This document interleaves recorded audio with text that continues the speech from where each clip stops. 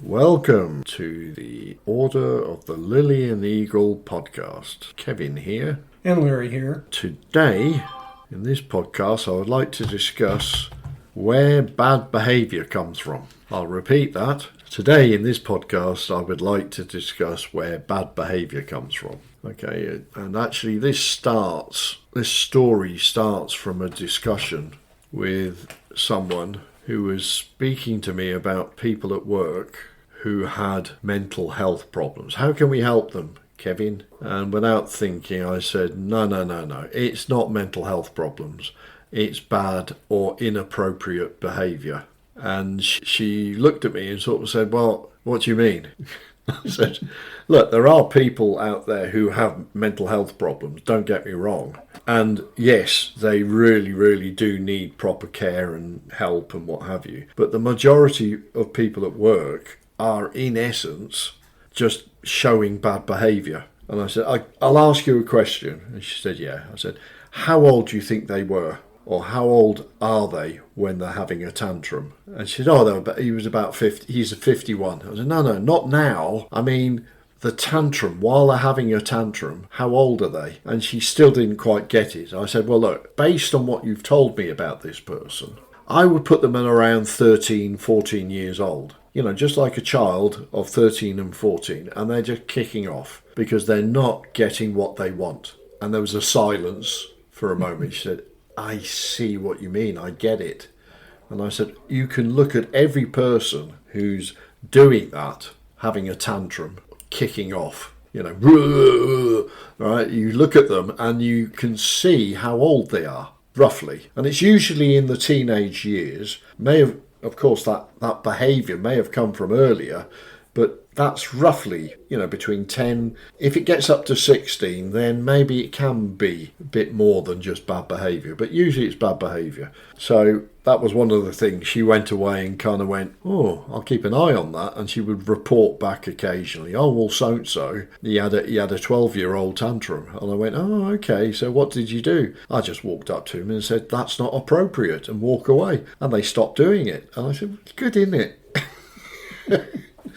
So essentially what I was trying to explain to her was that when you see something happening to somebody, they're kicking off, they're doing all this kind of stuff, try and understand what's behind that, because we don't know what's going on inside of them. We don't know what they're feeling. We don't know thoughts, none of that.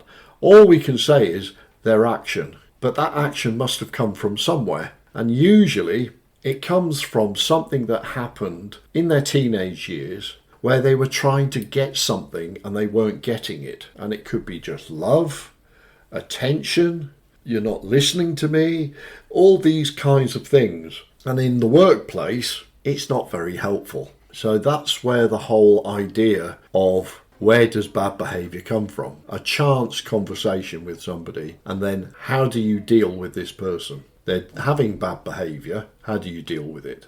Okay, but also, how do you deal with your own bad behaviour? And that's very important. You've got to look inside yourself and go, I'm acting in a bad way, an inappropriate way. So you have to change yourself. We can do that because that's what we're aware. We're more conscious. Yes, there's that word again, consciousness. We can understand why we're doing what we're doing. Most of these people, when they're in the tantrum, they haven't got a clue.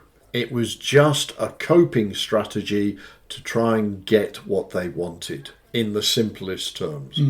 Yes. And let's face it, we all do it. So it starts off very young. A baby cries in order to get food, amongst other things. So people learn very early on that if you make a fuss, you get attention. But as you get older, the kids don't realise they're asking for love or attention or, and they kick off. And the parents don't respond in a correct manner. So it becomes bit by bit and a way of coping with the fact that they're not getting what they want, rolling around in the aisle of a supermarket, kicking and screaming. And you do see that on occasions. When it's in an adult,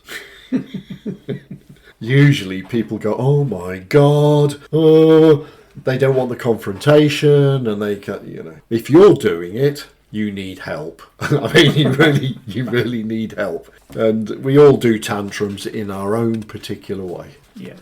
And I like having a tantrum occasionally, but as long as I do it on my time and not with somebody else. So how do you deal with somebody who's having a tantrum? Well, there's a pushback approach where you just say, no, that's not appropriate. I'm not accepting what you're saying and how you're saying it. We can discuss it, but if you don't want to, that's fine. Leave them to it.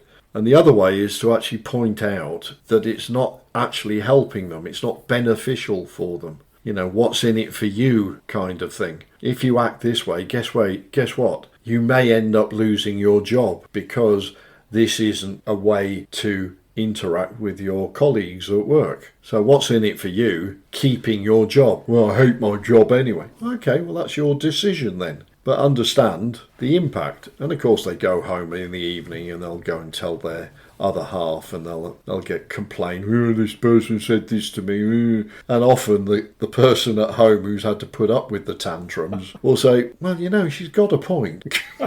Or he's got a point, you know. And then suddenly they'll go, really? Yeah. So by putting up with somebody and, you know, running away from somebody, it's a solution, but it isn't necessarily a good one because they still will have tantrums with you. If you push back on them, 9 times out of 10, they won't do it again with you. They'll do it with other people, but they won't do it to you. And in fact, Cully came up to me and said, it's amazing. She's really okay with me now. She doesn't do that anymore. And I said, yeah, well, that just goes to prove it wasn't mental health, bipolar problem. It's the fact that she was just behaving badly and was getting away with it. And because you went, no, I'm not having it, doesn't work, does it? With Cully. Whoops, doesn't work with me, you. That's it, done. Job's done. So pushing back, of course, you have to be careful. Sometimes people will fly off the handle, but usually stopping them in a polite way and then leaving the situation often will just pull them up short. It stops them from continuing. And they think about it and they think, well, I won't do it with this person anymore.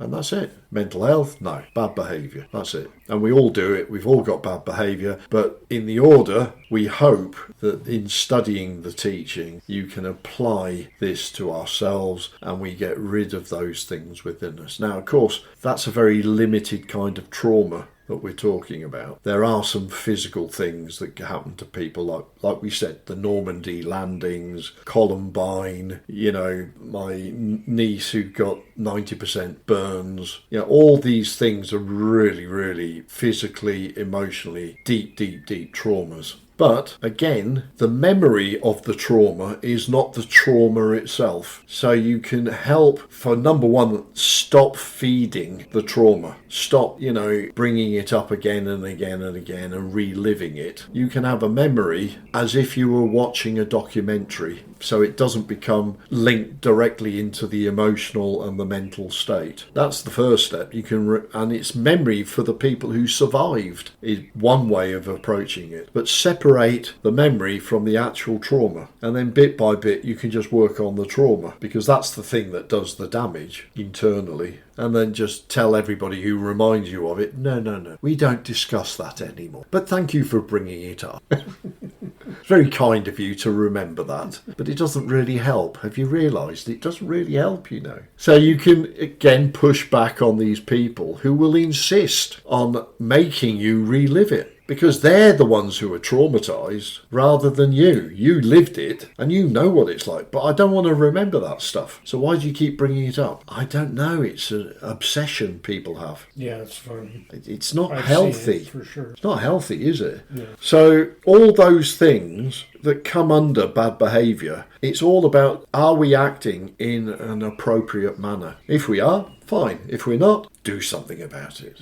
If somebody else is doing it to you, push back. Explain why it's not beneficial for them. And that takes a bit of creativity, but, you know, practice makes perfect. Keep doing it, keep doing it, keep doing it. And you'll be amazed how easy it is to help somebody, because it's not very helpful. Their whole being is being, sorry for the double being, their entity, their self is being completely distorted by these tantrums of the various types. Anyway, don't have a tantrum out there. Be happy, be good, and we'll talk another time. Bye bye.